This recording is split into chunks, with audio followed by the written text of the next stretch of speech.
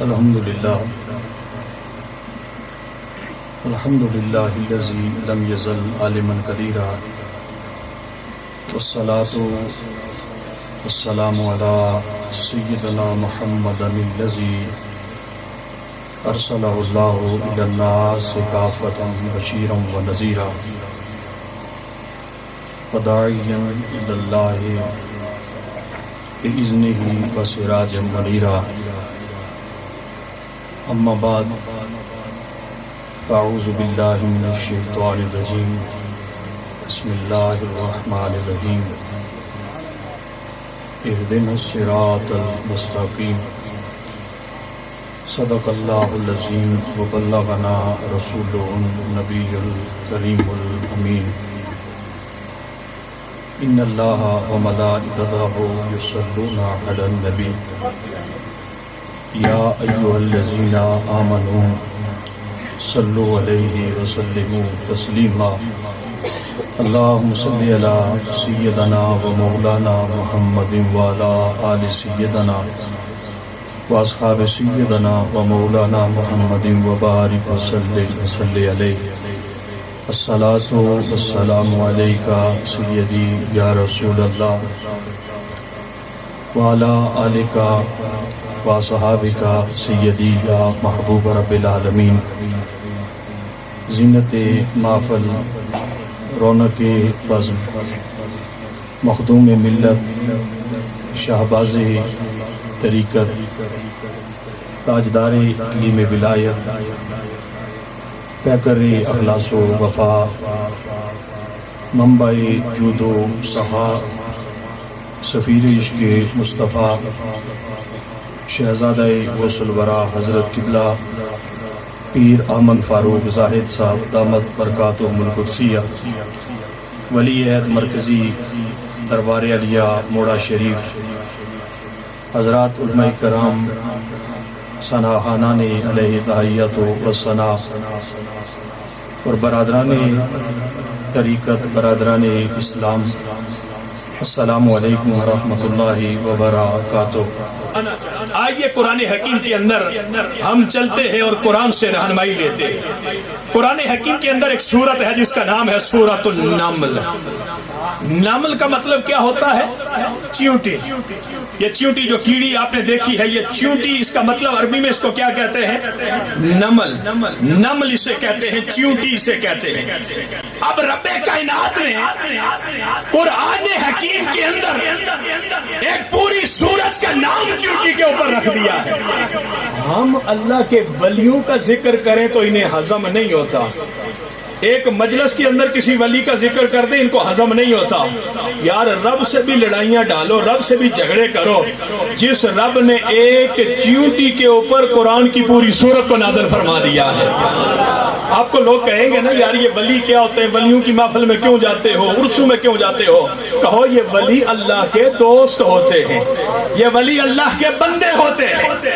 رب جب کسی کو مقام دیتا ہے تو رب ایک چیونٹی کا ذکر بھی قرآن میں کر کے پوری سورت کو اس چیونٹی کے نام کے اوپر نازل کر دیتا ہے۔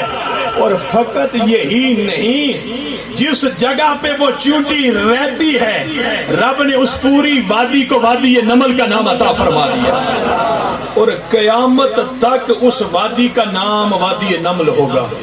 چیونٹی کی وادی، یہ طائف سے تقریباً 3 میل کے مسافت پہ یہ وادی وہاں پہ موجود ہے، جس کے اندر اللہ تبارک و تعالیٰ نے ایک چیونٹی کا ذکر فرمایا ہے۔ یار اگر رب چاہتا ہے تو چیونٹی کا ذکر بھی فرماتا ہے، اور چیونٹی جس جگہ پہ رہتی ہے رب قرآن کے اندر اس جگہ کا بھی ذکر فرماتا ہے۔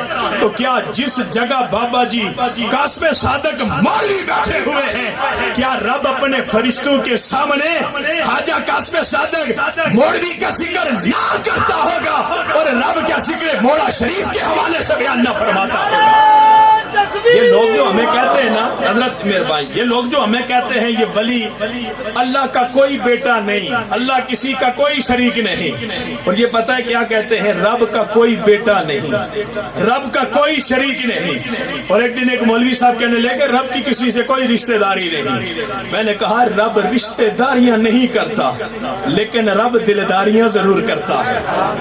یحبہم و یحبونہ، رب اپنے بندوں سے محبت کرتا ہے اور پھر رب کے بندے بھی اللہ سے محبت کرتے ہیں۔ رب رشتہ داریاں نہیں کرتا، لیکن رب دلداریاں کرتا ہے۔ رب جب اپنے کسی بندے سے دلداریاں کرتا ہے تو پھر اسے ولایت عطا کر دیتا ہے، اور جس جگہ وہ بیٹھ جاتا ہے اسے رب کائنات اس کی نسبت سے مولا شریف کا مقام عطا کر دیا گیا۔ اب میں ذرا قرآن کے حوالے سے عرض کرتا چلا جاؤں، یہ چیوٹی کون سی چیوٹی تھی؟ رب قرآن میں فرماتا ہے ووارثا سلیمان و داؤد، رب نے حضرت سلیمان کو حضرت داؤد کا وارث بنایا۔ اب حضرت داؤد کا ایک ہی بیٹا تھا؟ نہیں، حضرت داؤد کے بہت سارے بیٹے تھے، لیکن قرآن کے اندر رب فرماتا ہے کہ میں نے سلیمان کو اس کے باپ داؤد کا وارث بنایا۔ اب یہ جو پیر ہوتے ہیں نا، پیر الحمدللہ وہ جو ہمارے دربار علیہ موڑا شریف کے اندر الحمدللہ یہاں پہ تو ایک ایک کی شادی سب نے فرمائی ہے، اکثر آستانوں کے اوپر وہ پیر جھانسے بادشاہ صاحب اکثر کہتے رہتے ہیں یار ہم تو ایک ہماری بیوی ہے، اسی سے آگے اولاد ہے، ان کے معاملات ہی حال نہیں ہوتے۔ تو یہ جو پیر چار چار شادیاں اس دور میں کرتے ہیں، یہ دین کی خاک خدمت کرتے ہوں گے، ان کو گھر سے فرصت ملتی ہو مسائل سے تو کرتے ہوں گے۔ میں یہاں پہ ایک بات کرنا چاہتا ہوں، اب پیر صاحب کی اولاد ہے، 15 بیٹے، ہر کوئی کہتا ہے میرا اس خانقاہ سے تعلق ہے۔ یہاں پہ بھی لوگ آتے ہیں میرا اس خانقاہ کے ساتھ تعلق ہے، آؤ جی میں آپ کی بیعت شروع کر دیتا ہوں، آؤ میں آپ کو بیعت کرتا ہوں، جی آپ کا حوالہ میں فلاں آستانے سے آیا ہوں۔ چلے آپ اس آستانے سے آئے، لیکن وہاں اس آستانے کا جو والی و وارث ہے، آپ اس کے پوتے ہو سکتے ہیں، آپ اس کے بیٹے ہو سکتے ہیں، لیکن بیعت کا حق صرف اسے ملتا ہے جس کو سجادہ نشین اپنی جگہ پہ بٹھا کے اس کو ولایت کا وارث بنا دیتا۔ اگر کوئی مجھ سے یہ پوچھے تو میں قرآن حکیم کی یہ آیت کے اندر رب قرآن میں فرماتا ہے ووارث سلیمان و داؤد، حضرت داؤد کے کئی بیٹے تھے، باقی وراثت کے اندر دنیاوی وراثت کے اندر سارے بیٹے حقدار بنے، لیکن نبوت کا وارث داؤد کا صرف سلیمان بن رہا ہے۔ اسی طرح یہ پیروں کے جو بیٹے ہوتے ہیں یہ پیر کی ظاہری وراثت کے وارث ہوتے ہیں، لیکن جو گدی نشینی کا وارث اور بیعت کا حق وہی رکھتا ہے جس کو سجادہ نشین مقرر کر کے اس مسجد پہ بٹھاتا ہے۔ اگر کسی پیر صاحب کو تکلیف ہوتی ہے تو ہم نے تو یہ قرآنی مسئلہ بیان کیا ہے، ہم نے تو یہ قرآن سے بات کی ہے۔ میرا بھی ایک درباری خطیب سے تعلق ہے، مجھے یہ باتیں بیان کرتے ہوئے احتیاط کرنی چاہیے، لیکن میرے بھائی جہاں اللہ کا قرآن آ جائے وہاں ہم قرآن کی بات کریں گے، کسی پیر کی عزت کی بات وہاں نہیں کریں گے، اس لیے کہ بات قرآن کی ہو رہی ہے۔ اب قرآن میں حضرت سلیمان کو داؤد کا وارث بنایا گیا، صرف وارث ہی نہیں بنایا، کہا تو وارث بن گیا ہے سلیمان کو داؤد کا، نبی تھا داؤد بھی، داؤد پہ میں نے ایک کتاب نازل کی ہے، اگر تجھے بے اختیار رکھا تو دنیا والے تانے دیں گے کہ یار نبی کا بیٹا نبی ہو کے بھی بے اختیار آیا ہے، جا میں تجھے ہواؤں پہ بھی حکومت عطا کرتا، جا میں تجھے پانیوں پہ بھی حکومت عطا کرتا، جا میں سارے پرند چرند کی بولیاں تجھے سکھا دیتا ہوں، اور جا میں تجھے ساری کائنات کی بادشاہی عطا کر دیتا ہوں۔ یہ جو مولوی صاحب کہتے ہیں کہ اللہ کے علاوہ کسی کے پاس کوئی اختیار نہیں، ذرا یہ تو بتا کہ رب کائنات نے قرآن کے اندر حضرت سلیمان کو جو اختیار عطا فرمائے تھے ان اختیارات کے بارے میں تیرا عقیدہ کیا کہتا ہے؟ اور اگر سلیمان کے اختیار کو مانگتا ہے تو پھر سلیمان کے نبی محمد عربی کے اختیارات کو بھی مان لے۔ پھر ماننے کے اندر اختلاف نہیں ہونا چاہیے.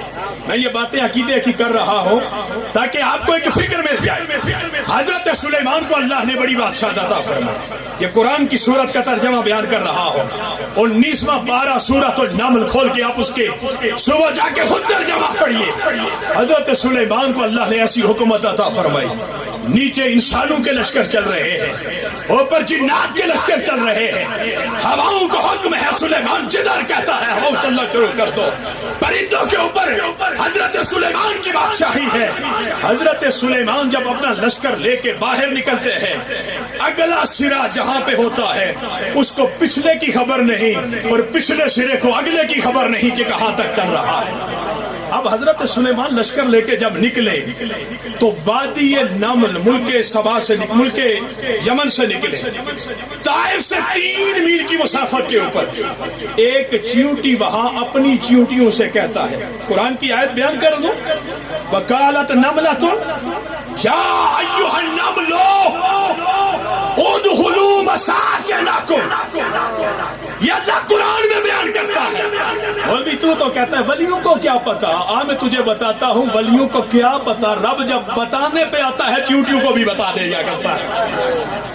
کئی میل کی مسافت کے اوپر اللہ نے اس چیونٹی کی آنکھوں میں یہ طاقت دی کہ وہ سلیمان کے لشکر کو دیکھ رہی ہے کہ سلیمان کا لشکر چل پڑا ہے. کہتی ہے وقالت نملۃ. باقی چونٹیوں کو وہ چونٹی کہتی ہے یا ایھا النمل ادخلوا مساکنکم. ساری چونٹیاں اپنے اپنے بلوں میں چلے جاؤ. لا یحطمنکم سلیمان وجنودہ. کہیں ایسا نہ ہو کہ حضرت سلیمان کا لشکر آئے اور وہ تمہیں اپنے پاؤں کے نیچے رونتا ہوا یہاں سے چلا جائے. اور آگے رب نے یہ چونٹی کو پتہ ہے مقام کیوں عطا فرمایا. اس لیے کہ چیونٹی نے اپنا عقیدہ بیان کر دیا کہ لا یحطمنکم وہم لا یشعرون. وہ جان بوجھ کے تمہیں نہیں کچلیں گے, لاشعوری طور پہ کچل کے چلے جائیں گے. رب نے فرمایا اے چیونٹی اگر میرے نبی اور میرے نبی کے صحابہ کے بارے میں تیرا یہ عقیدہ ہے کہ وہ جان بوجھ کے کوئی غلطی نہیں کرتے, وہ معصوم خطا ہوتے ہیں, تو میں اس نبی کی نسبت کی وجہ سے تجھے یہ فیض عطا فرماتا ہو کہ قیامت تک اپنے نبی کے قرآن کی سورت کو بھی تیرے نام کر دیتا ہو, اور جس جگہ پہ تو کھڑی ہے اس وادی کو بھی قیامت تک تیرے نام کر دیتا ہو. یہ اللہ کا قرآن ہے, یہ کوئی کسور کہانی نہیں ہے. یہ اللہ کا قرآن ہے جو آپ کو آپ کے مسلک کا مولوی نہیں بتاتا. اور چوک اور چوراہے کے اندر کھڑا ہو کے ایک مولوی آپ کے مسلک کے اوپر جب حملہ کرتا ہے تو آپ حیرت کے اندر کھڑے ہو کے سوچ میں پڑ جاتے یار بندہ کیا تو صحیح رہا ہے. میرے بھائی پورا قرآن ہمارے عقیدے کی تائید کرتا ہے. پتہ نہیں ہمیں قرآن کی آیتیں نظر کیوں آ جاتی ہے, ان کو نظر کیوں نہیں آتی. پتہ نہیں یہ حدیث کی بیان کرنا ولیوں کی کرامتیں ہمیں کیوں حدیث کی کتابوں میں نظر آ جاتی ہے, ان کو نظر کیوں نہیں آتی. یہ تو اس کا جواب وہی دے سکتے ہیں. لیکن الحمدللہ ہمارا جو عقیدہ ہے یہ قرآن والا عقیدہ ہے, نبی کے فرمان والا عقیدہ ہے. اب چیونٹی نے کہا بلوں کے اندر چلی جاؤ. اب چیونٹی وہاں پہ دیکھ بھی رہی ہے, سلیمان اور سلیمان کے لشکر کے ارادے کو جان بھی رہی ہے. سلیمان ادھر ہی آ رہے ہیں, لشکر بھی ادھر آ رہا ہے, وہ گزرے گا بھی یہاں سے. جب چیونٹی نے وہاں پہ کلام فرمایا, رب کا قرآن فرماتا ہے یار جس کی مملکت کے اندر رہنے والی چیونٹی کے پاس اتنا علم ہے تو اس چیونٹی کے نبی کا مقام کتنا ہوگا. اللہ کا قرآن فرماتا ہے فتبسم ضاحکا من قولها. ادھر چیونٹی بات کر رہی تھی, ادھر سلیمان چیونٹی کی بات سن کے مسکرا رہے. یار یہ مولوی سے جا کے پوچھنا مولوی صاحب سائنس نے بڑی ترقی کر دی ہے, یہ بتائیے کہ چیونٹی کیا باتیں کرتی ہے. کیا سائنس نے کوئی ایسا آلہ ایجاد کیا ہے کہ چیونٹی بات کیا کر رہی ہے, چیونٹی کون سی گفتگو کر رہی ہے. سائنس نے کوئی ایسا آلہ ایجاد کیا ہے؟ نہیں کیا. لیکن آج سے کئی ہزار سال پہلے حضرت سلیمان نے چیونٹی کی بات کو سن بھی لیا، بات کو سمجھ بھی لیا، اور بات سمجھنے کے بعد سلیمان مسکرانا بھی شروع ہو جاتے ہیں۔ یار اگر سلیمان اتنے دور رہ کے چیونٹی کی بات کو سن کے جان سکتے ہیں، ہمارا آقا مدینے کے اندر رہ کے یہاں سنی کے پڑے ہوئے درود و سلام کو سن کیسے نہیں سکتا، اور پھر وہ وہاں رہ کے جواب کیسے نہیں دے سکتا؟ یہ تو ہمارا عقیدہ ہے۔ اب ہوتا یہ ہے کہ حضرت سلیمان چل پڑے۔ سلیمان نے ایک پرندہ رکھا جس پرندے کا نام، آج چلے یہ سوچے کہ آج ہم نے ایک سورت کی تفسیر مختصر پڑھی ہے، میں یہ سورت آپ کے سامنے بس رکھنا چاہتا ہوں۔ حضرت سلیمان کا لشکر چل رہا ہے، ظاہری بات ہے ہزاروں لوگوں نے پڑاؤ کرنا ہے۔ یہاں پہ عقل حسین صاحب کے گھر آئے ہیں، انہوں نے کہا یار وہ ڈرم بھی بھر دو، وہ ڈرم بھی بھر دو، اس ٹنکی کے اندر بھی پانی ڈال دو۔ خیر ہے بابا جی، آج پروگرام ہے، مہمان ذرا زیادہ آئے ہیں، پانی کا بندوبست ہونا چاہیے۔ سلیمان کا لشکر چل رہا ہے، انسان بھی چل رہے ہیں، چرند پرند بھی چل رہے ہیں، حشرات الارض بھی چل رہے ہیں، جانور بھی چل رہے ہیں۔ سلیمان نے ایک پرندے کی ڈیوٹی لگا کے رکھی ہے کہ اے پرندے تو نے آگے آگے چلنا ہے اور تو نے بتانا ہے کہ پانی کس جگہ پہ موجود ہے، جہاں پہ تو بتائے گا ہم وہیں پہ گڑھا کھود کے پانی نکال کے اپنے لشکر کو وہیں پہ ٹھہرا دیں گے۔